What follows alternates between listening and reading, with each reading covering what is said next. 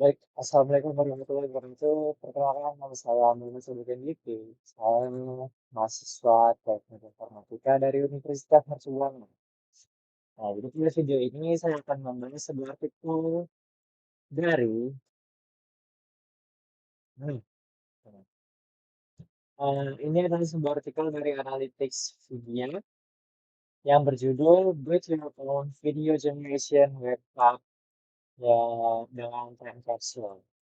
Nah, jadi artikel ini nih menarik nih karena membahas bagaimana membangun aplikasi web berbasis artificial intelligence atau AI yang mampu menghasilkan video secara otomatis. Jadi hanya dari satu foto dan beberapa pilihan input dari pengguna. Nah, jadi tuh di era generatif AI saat ini, teknologi seperti ini tuh sangat relevan ya. Baik untuk kebutuhan edukasi, hiburan, branding, hingga aplikasi komersial. Nah, video ini di video ini saya akan menjelaskan yang pertama itu konsep utama edukasinya. Nah, yang kedua teknologi yang digunakan itu apa aja. Yang ketiga alur kerja sistemnya. Yang keempat itu ada proses pembuatan konten dan video. Dan yang terakhir itu tantangan serta potensi pengembangannya. Untuk konsep utamanya, jadi konsep aplikasi time capsule ini adalah sebuah web application berbasis AI yang memungkinkan pengguna untuk mengunggah atau mengambil foto, mengambil foto diri ya. Nah, yang kedua itu memilih purpose. Yang ketiga memilih waktu, misalnya jam terbang, masa depan, atau arah tertentu. Nah, selanjutnya yang ketiga itu, yang keempat, sorry. Yang keempat memilih profesi seperti tentara, ilmuwan, atau pekerja kreatif. Yang kelima, memilih opsi yang dilakukan oleh platform. Nah, dari info tersebut, sistem akan menghasilkan gambar apa yang menjadi pengguna. Penghubungan tersebut menjadi video pendek dalam opsi tertentu.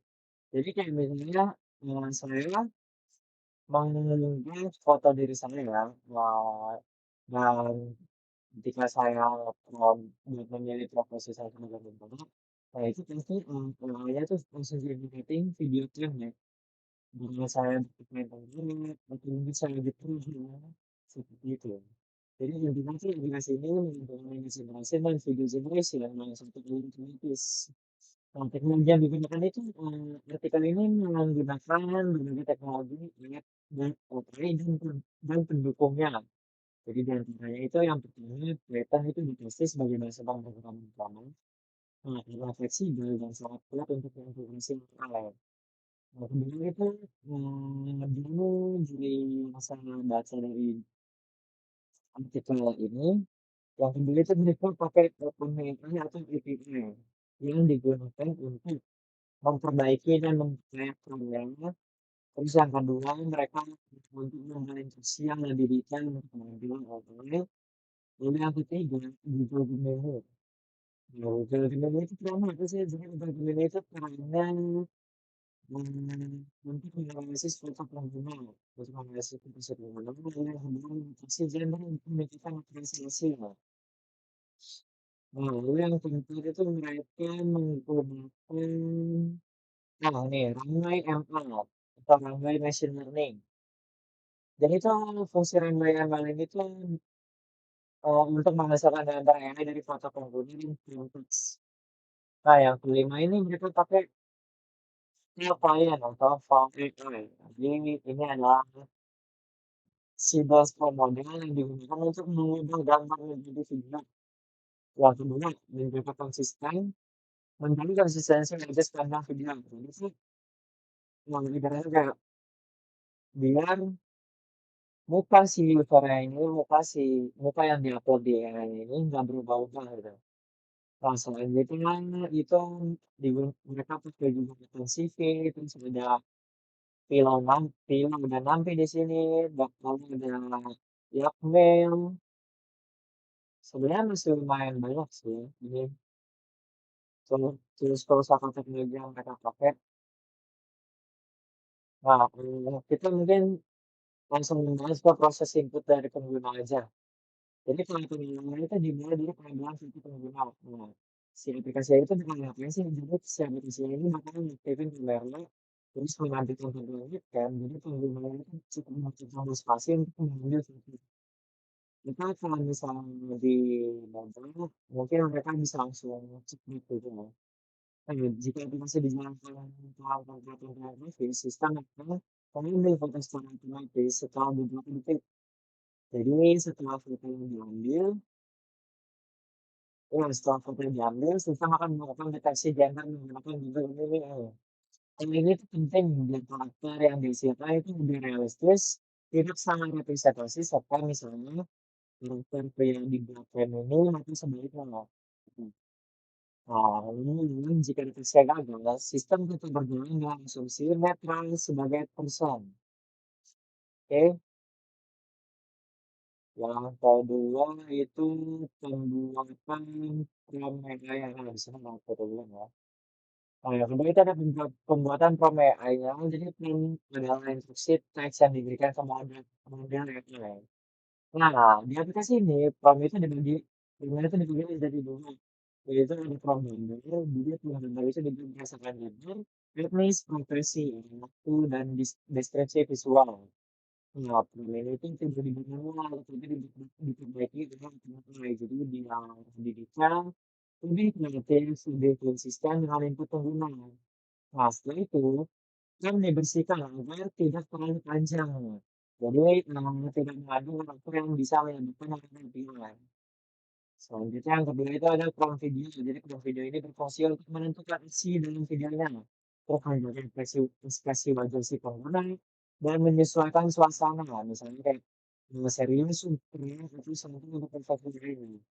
Jadi prompt video sudah disesuaikan dengan AI. Dan jika gagal, sistem akan menggunakan tools sederhana sebagai cadangan. Lalu, kita masuk ke proses generasi gambar dan video. Jadi setelah pensiun, Memphis tuh dilanjutin ke tahap generasi konten atau konten di Indonesia.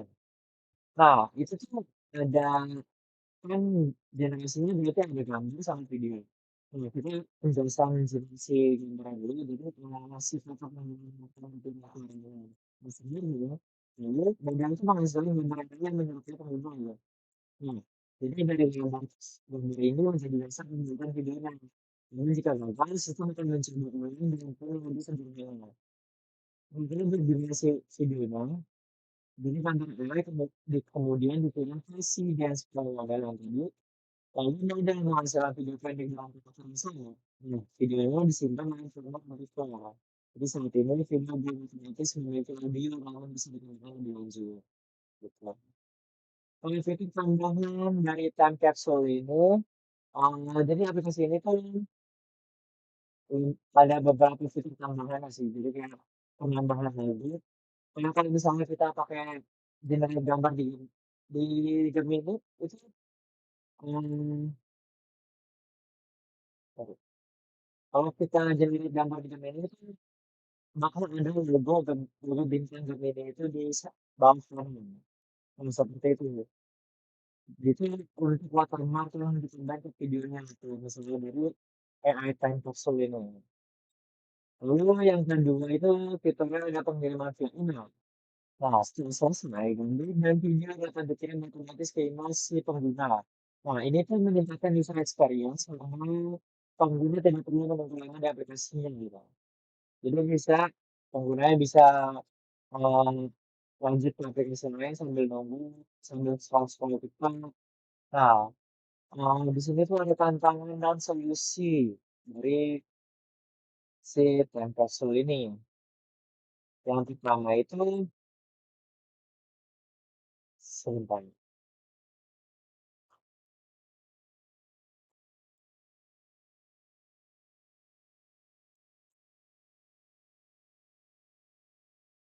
nah ini beberapa tantangannya.